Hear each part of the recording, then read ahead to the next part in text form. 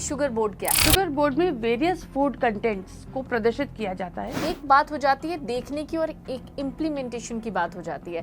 क्या लगता है आपको कि ये उस तरीके से इम्प्लीमेंट हो पाया है? उसके नीचे उसमें कितनी शुगर की मात्रा है ये बताई जाती है, ताकि उस पैकेट को देख के लोग डर जाएं। इस विषय को लेकर माननीय प्रधानमंत्री जी ने भी चिंता व्यक्त करी। कोई शक नहीं है कि छोटे बच्चे ओबेसिटी का शिकार हो रहे हैं, उनको डायबिटीज जैसी प्रॉब्लम्स हो रही हैं। हर स्कूल में जहाँ नोटिस बोर्ड होता है वहाँ पे एक शुगर बोर्ड स्थापित होना चाहिए। हम गवर्नमेंट स्कूल्स की बात करें तो उसके लिए भी क्या कुछ सोचा है आपने? गवर्नमेंट स्कूल में पढ़ने वाला बच्चा जो है उसके पास कहाँ इतना बाहुल्य है कि वो अपने शुगर की जानकारी ले। नमस्कार, अमरउजाला.com देख रहे हैं आप। मैं हूँ आपके साथ पल्लवी और आज हमारे साथ बहुत खास मेहमान मौजूद हैं। सबसे पहले मैं उनसे आपका तारुफ कराए देती हूँ, उसके बाद बताऊंगी बड़ी दिलचस्प बात और आपको ये जानकर बहुत हैरानी भी होगी कि इन्होंने जो किया है शायद वो इससे पहले किसी ने नहीं सोचा। मैं सबसे पहले स्वागत करना चाहूंगी दिव्या गुप्ता जी का। बहुत बहुत स्वागत है। नमस्कार, thank you so much Pallavi. तो आजकल जब स्कूलों में आप जाते होंगे, चाहे वो सीबीएसई के स्कूल हो या आईसीएसई बोर्ड के स्कूल, उन स्कूलों में आपको एक बहुत खास चीज देखने को मिलती होगी, वो होगा शुगर बोर्ड। ये शुगर बोर्ड क्या है? जब आप उसे बहुत नजदीक से देखेंगे तो आपको वो सब समझ में आ जाएगा जो मैं आज आपको बताने वाली हूँ। इन शुगर बोर्ड्स को इनिशिएट करने का काम, इन शुगर बोर्ड्स को स्कूलों में लगवाने का काम, इन शुगर बोर्ड्स के बारे में लोगों को बताने का काम, बच्चों को बताने का काम और उन अभिभावकों को समझाने का काम कि उनको अपने बच्चों को कितनी मात्रा में और कितनी चीनी देनी है, वो सारा जो काम शुरू हुआ देश में, वो शुरू किया दिव्या गुप्ता जी ने। सबसे पहले तो दिव्या गुप्ता जी, एक बार फिर से मैं आपका स्वागत करना चाहूंगी क्योंकि इस तरीके का इनिशिएटिव जो बच्चों के लिए आपने किया है वाकई काबिले तारीफ है। लेकिन एक सवाल जो सबके मन में इस वक्त होगा, सबके जहन में होगा, वो सवाल है कि इस शुगर बोर्ड का ख्याल आपके मन में आया कैसे और कहाँ से? थैंक यू पल्लवी, आप लोगों ने मुझे ये मौका दिया कि मैं सबके साथ मिलूं, बात करूं और अपनी बात सब तक पहुंचाऊं। तो राष्ट्रीय बाल अधिकार एवं संरक्षण आयोग NCPCR नाम थोड़ा सा कठिन है, लेकिन जैसे मान लीजिए एक नेशनल कमीशन फॉर वुमेन है, ऐसे नेशनल कमीशन फॉर चाइल्ड है। इसकी सदस्य होने के कारण मुझे ये अवसर प्राप्त हुआ कि मैं सिस्टम में रहूं। आप जब कुछ बदलाव चाहते हैं तो आपको सिस्टम में रहना बहुत ज़रूरी होता है। तो when you want to change the system you have to be in the system. Yes. और बाहर से जब आप बात करेंगे तो वह एक्टिविज्म होगा, लेकिन जब अंदर से आप काम कर सकते हैं तो आप बदलाव ला सकते हैं। तो मुझे ये अवसर प्राप्त हुआ और मैं भाग्यशाली हूँ कि मुझे अवसर मिला। बात शुरू यहाँ से हुई कि जब हम इस विषय पर काम करते हैं तो हमको 0 to 18 के ब्रैकेट में, उम्र के ब्रैकेट में, हमको जो भी समस्या होती है वो सब समस्या हमको डील करनी होती है। चाहे वो ड्रग्स हो, चाहे वो सिक्योरिटी हो, चाहे वो अब्यूज़ हो, और उसमें एक बहुत बड़ा विषय स्वास्थ्य का होता है। अब अगर देखा जाए तो भारत की पृष्ठभूमि में हम भारत को दो हिस्सों में बांटते हैं, एक अर्बन और एक रूरल इंडिया। अर्बन इंडिया की हेल्थ रिलेटेड समस्याएं बिल्कुल अलग हैं। वहाँ पे पौष्टिकता का बहुत अभाव है, आहार में बहुत सारी दिक्कत है। और एक अर्बन इंडिया है जो शहरों में बसता है, जहाँ पे खाने का बाहुल्य है। You have umpteen options. आप आज रैक्स पे जाइए तो आपको तरह तरह के खाने मिलते हैं और वो इतने ऑप्शंस हैं कि आपको ऐसा लगता है कि जो बेसिक खाना था, दाल सब्जी रोटी, वो कहीं नगण्य और गौण हो गया। बिल्कुल सही कहा आपने। है ना? तो वो एक अलग, उसने एक बैक सीट ले ली है। और बहुत सारे ऐसे आइटम्स, चमकीले आइटम्स हमको दिखाई देते हैं जो स्टैंड्स पर हैं, जो हमको बहुत आसानी से माता पिता के लिए भी और बच्चों के लिए भी सुपर टेस्टी कहने लग गए हैं। Super tasty, super delicious, super ready. और हमारा जीवन अब 2 मिनट मैगी नूडल हो गया है। बिल्कुल। Everything is so simple. 2 minute में खाना बनाइए और खाना खाइए। It is easy for the parents, easy for the children. तो दोनों जगह समस्या आई है। तो स्वास्थ्य को लेके जब आप चिंता हम करेंगे, और एक बहुत बड़ा विषय निकल कर आया क्योंकि हमारे पास बहुत सारा एज आई सेड अवेलेबिलिटी है, तो शुगर बहुत बढ़ता जा रहा था हमारे खाने में, बच्चों के खाने में। और वो शुगर कंटेंट बढ़ते बढ़ते इस हद तक पहुंच गया था कि we were becoming obese capital of the world. मतलब हमारे बच्चे ओबेसिटी की तरफ जा रहे थे, शहरी बच्चे। और ये एक चिंता का विषय था। इस विषय को लेकर माननीय प्रधानमंत्री जी ने भी चिंता व्यक्त करी। उन्होंने भी एक बार अपने मन की बात में उन्होंने इस विषय को उठाया कि हमको ध्यान रखना चाहिए। और ये हमारा भी एक कर्तव्य था ही कि हम उसके बारे में चिंता कर रहे थे। और फिर कहीं से ये आइडिया आया कि क्यों ना हम बच्चों तक जाएं और क्यों ना हम स्कूलों में, क्योंकि रीच कहाँ मिलेगी मुझे बच्चों की, तो मुझे स्कूल में मिलेगी। बिल्कुल। तो हम स्कूल में यदि बच्चों को ये अवगत कराएं, अवेयर कराएं, उनके साथ हम एक वर्कशॉप्स करें। फिर उसका मैंने एक और तरीका निकाला कि हम शुगर बोर्ड, तो हर स्कूल में जहाँ नोटिस बोर्ड होता है वहाँ पे एक शुगर बोर्ड स्थापित होना चाहिए। उसका तरीका ये था कि मैं CBSE को लिखती और CBSE अपने स्कूलों को निर्देशित करते कि हर स्कूल में एक तो हमने एक मीटिंग करी, विस्तृत मीटिंग करी, CBSE के साथ करी, हेल्थ मिनिस्ट्री के साथ करी और फिर इसको क्रियान्वित करा। तो now it has become compulsory that all schools, CBSE schools will have a sugar board. अब शुगर बोर्ड में होता क्या है, शुगर बोर्ड में वेरियस फूड कंटेंट्स को प्रदर्शित किया जाता है, उसके नीचे उसमें कितनी शुगर की मात्रा है ये बताई जाती, तो उसमें कितना शुगर आपके एक उसमें जाता है, ताकि उस पैकेट को देख के लोग डर जाएं, अरे इतना चीनी पी रहे हैं, इतना हम पी रहे हैं। और एक्चुअली होता क्या है कि टेक्निकली कंटेंट तो पीछे लिखा हुआ होता है, लेकिन आप और मैं कितनी बार हमने ऐसा सोचा भी है कि हमने कंटेंट पढ़े। आधे से ज्यादा बच्चे उस अंग्रेजी के कंटेंट, माता पिता भी उस अंग्रेजी के कंटेंट को भी नहीं पढ़ पाते। उसमें लिखा क्या है, कितना शुगर कंटेंट है, बताया क्या जा रहा है और अंदर क्या है उसके। यानी I am sorry to say again, there are certain packaging जिसमें लिखा जाता है कि ये आटे से बनी हुई चीजें हैं, but that is not like that. उसमें मैदा अभी भी 80% ही होगा, 20% उसमें गेहूं मिला देंगे, आटा होगा।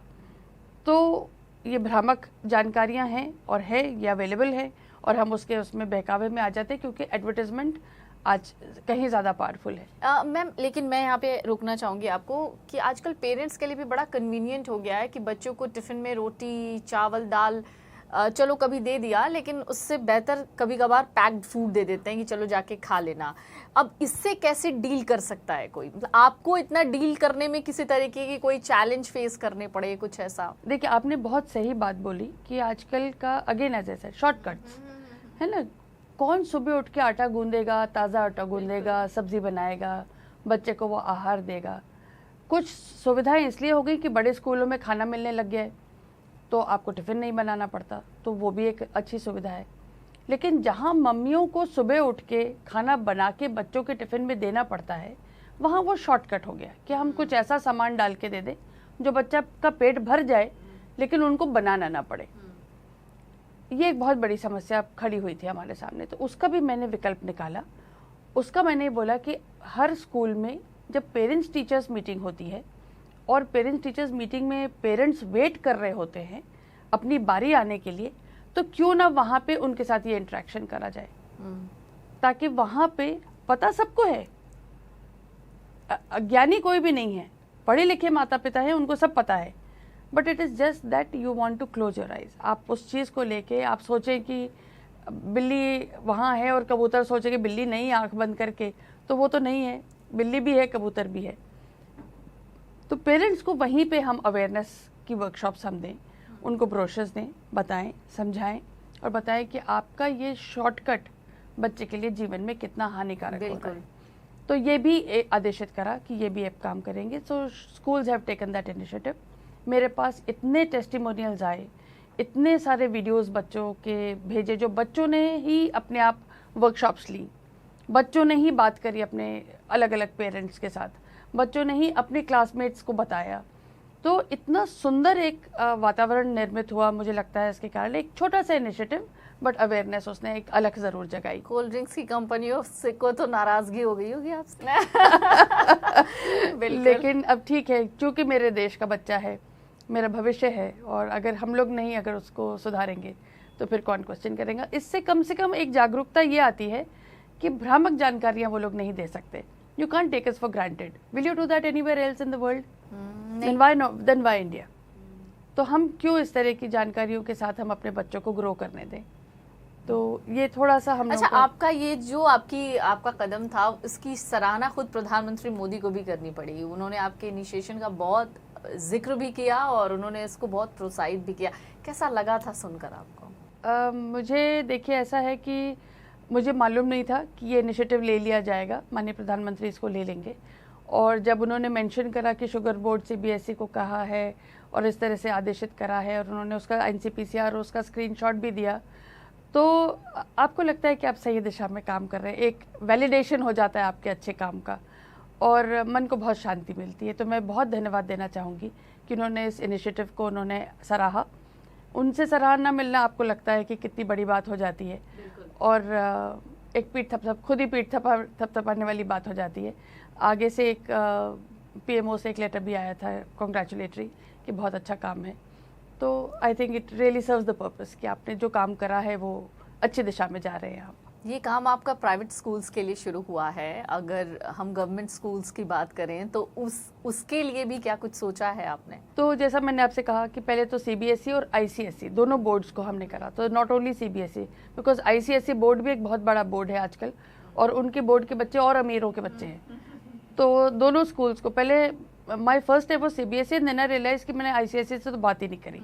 सो सेकंड स्टेप में मैंने, क्योंकि किसी एक स्कूल वाले से मैंने पूछा, पहचान के थे, मैंने कहा भाई तुम्हारा कोई इनिशिएटिव नहीं आया मुझको? तो बोले हमारा तो आईसीएसई स्कूल है। अरे मैंने कहा भूल गई, फिर आईसीएसई को फिर से इशू करा letter. So that is how we covered. Now your good question कि हम गवर्नमेंट स्कूल्स का, तो मैं पहले भी फिर वही बात कहना चाहूँगी, गवर्नमेंट स्कूल में पढ़ने वाला बच्चा जो है उसके पास कहाँ इतना बाहुल्य है कि वो अपने शुगर की जानकारी ले। खाना ही मिल जाए, 2 वक्त की रोटी ही अच्छी मिल जाए, तो वही बहुत बड़ी बात है। और इसीलिए हमारे इस तरह के इनिशिएटिव्स, सरकार के इनिशिएटिव है कि मैं मिड डे मील देते हैं, हम उनके आहार का अदरवाइज ध्यान रखते हैं और उसी तरह से आगे बढ़ते हैं। तो उनको, उस वर्ग को पौष्टिकता की कमी है, इधर वाले वर्ग को बाहुल्य की बहुत ज़्यादा आदत पड़ गई है। अच्छा, जिस शुगर बोर्ड की हम बात कर रहे हैं, ये तो बहुत अच्छी बात है कि आपने स्कूल्स में एक नोटिस बोर्ड पे वो शुगर बोर्ड लगा हुआ है, बच्चे देख रहे हैं, वो हर एक चीज़ को समझ रहे हैं, पाउचेस भी लगे हुए हैं शुगर के, वो देख रहे हैं कि कितना कंटेंट है, अरे हम इसमें तो इतना सारा चीनी पी रहे हैं। लेकिन एक बात हो जाती है देखने की और एक इम्प्लीमेंटेशन की बात हो जाती है। क्या लगता है आपको कि ये उस तरीके से इम्प्लीमेंट हो पाया है? It's a slow process, overnight change नहीं आते हैं ये चेंजेस। मुझे लगता है बहुत धीरे धीरे समाज का जो परिवर्तन होता है वो धीरे धीरे आता है, कैथारसिस जिसको हम बोलते हैं।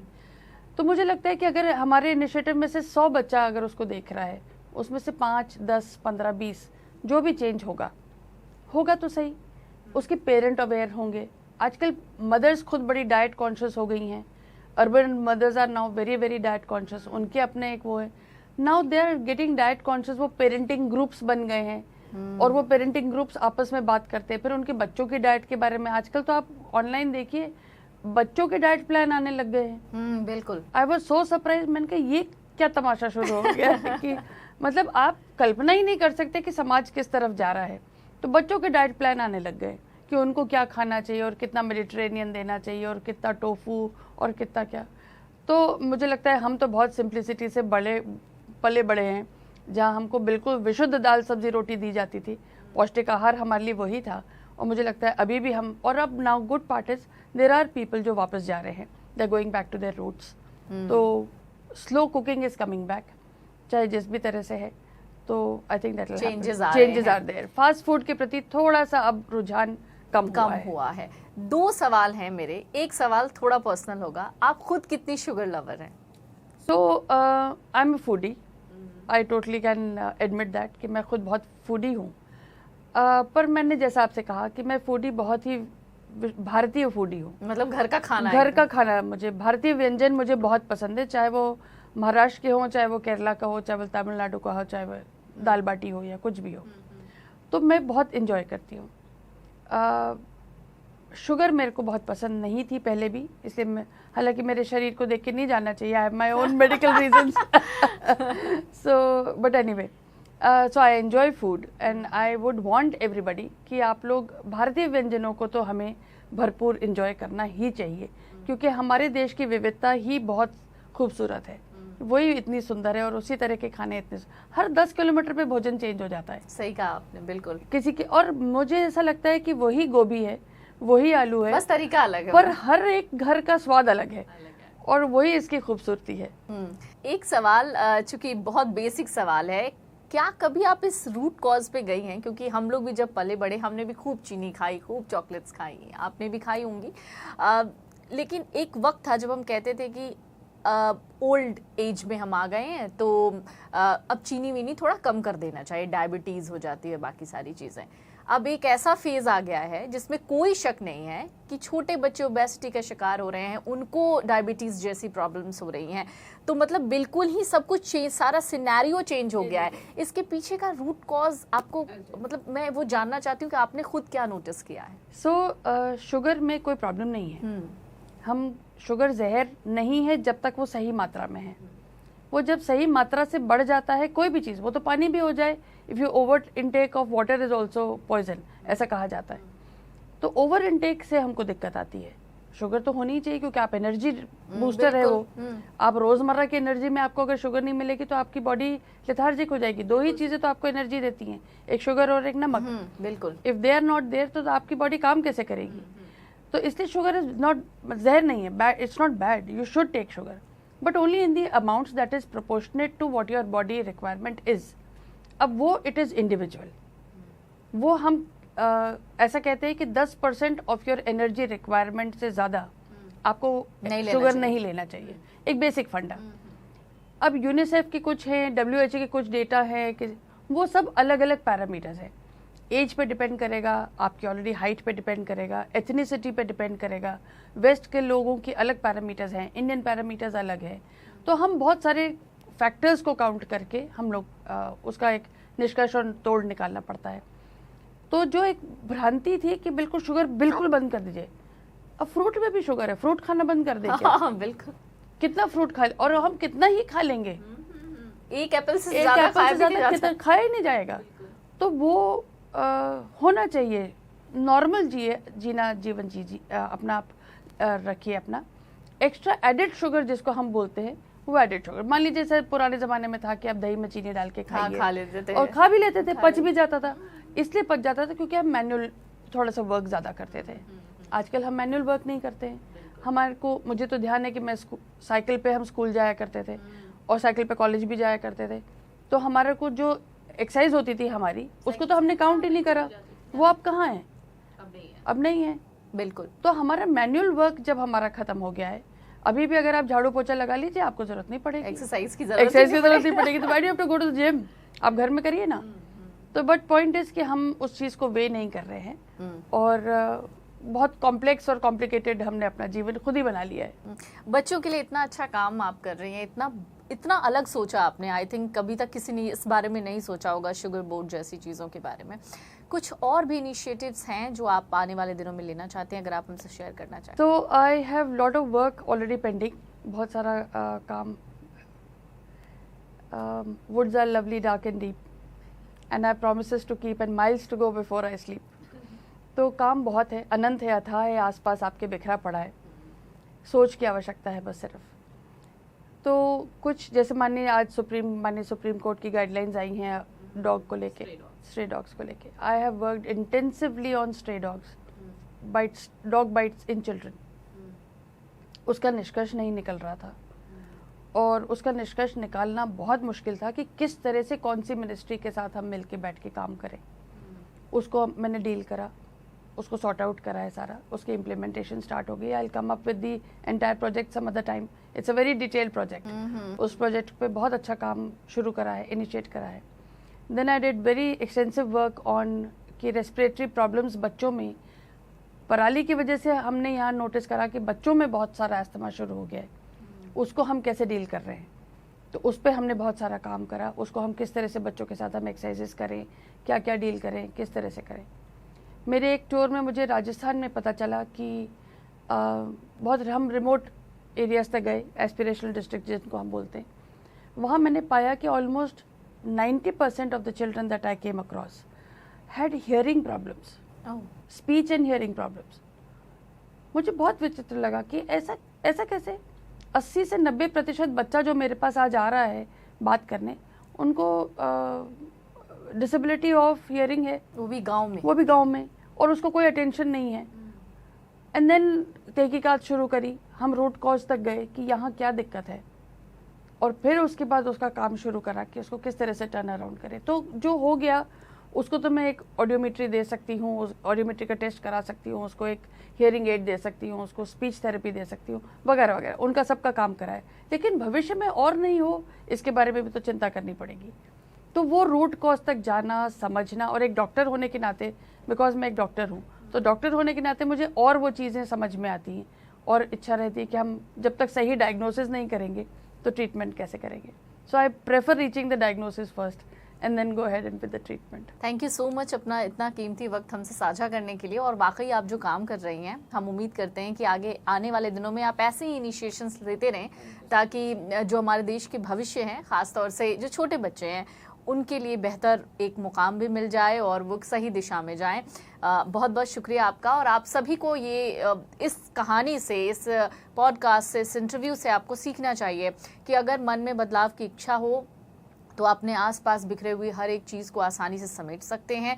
थोड़ी मुश्किल होती है, लेकिन अगर राह चुन ली है, अगर आप उस पर चलना शुरू कर चुके हैं तो कामयाबी आपके कदम चूमती है. यही कोशिश दिव्या गुप्ता जी ने भी की और आज उन्होंने एक इतना बेहतरीन इनिशिएशन लिया जिससे जो बच्चे हैं आज वो शायद बहुत हेल्दी लाइफ जीने की कोशिश कर रहे हैं. और आने वाले दिनों में अगर उसी शुगर बोर्ड पर हमेशा ध्यान रहा, सोते उठते, स्कूल जाते, बाहर घूमते वक्त अगर वही शुगर बोर्ड आपके दिमाग में चलता रहा तो सबसे ज़्यादा और सबसे हेल्दी कंट्री में हमारा देश आगे आ जाएगा. बहुत बहुत शुक्रिया आप सभी का. बहुत बहुत शुक्रिया हमसे जुड़ने के लिए. अगर आप ये वीडियो YouTube पर देख रहे हैं तो हमारे चैनल को सब्सक्राइब कर बेल आइकन दबाएं और Facebook पर देख रहे हैं तो हमारे पेज को लाइक करें.